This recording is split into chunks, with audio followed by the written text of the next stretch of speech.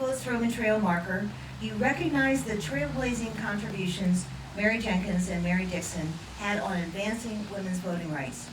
The Easton community is now part of a select group from across the United States who are able to tell their women's suffrage history with a Pomeroy Foundation-funded roadside marker.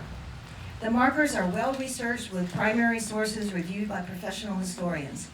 That is what sets your marker apart as the gold standard of historic markers.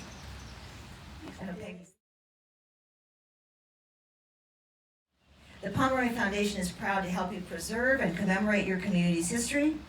We know this historic marker for Jenkins and Dixon will ensure Talbot County's pioneering women's suffrage history will be celebrated for generations to come.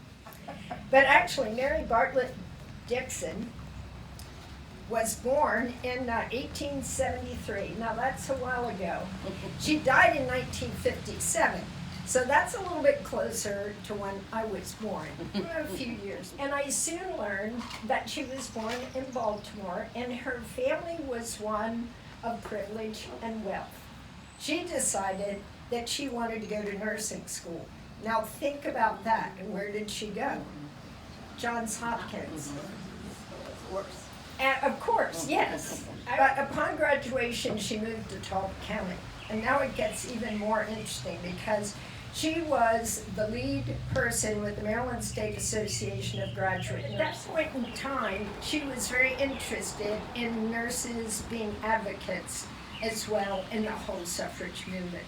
She really thought that if anybody was going to propel and move forward the practice of nursing, nurses needed to be involved in the political process. And that would be really significant. And it gives me shivers to think of the course I've been on this year in the Senate, because we had a series of nursing bills that we put forward that were met with frank resistance.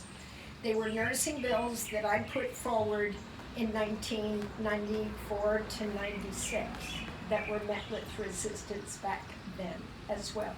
So how far have we come? So Peggy, thank you for giving me this opportunity to be able to do this research. And I think Mary Bartlett Dixon brings to me a lot of comfort and instills a lot of courage as she continued to persevere and move forward in her pursuit of getting women and getting nurses to advocate on their own behalf to make a real difference. Because she continued advocating.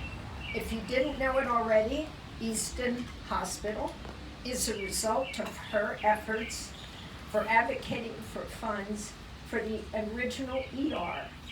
And then she advocated again for the School of Nursing.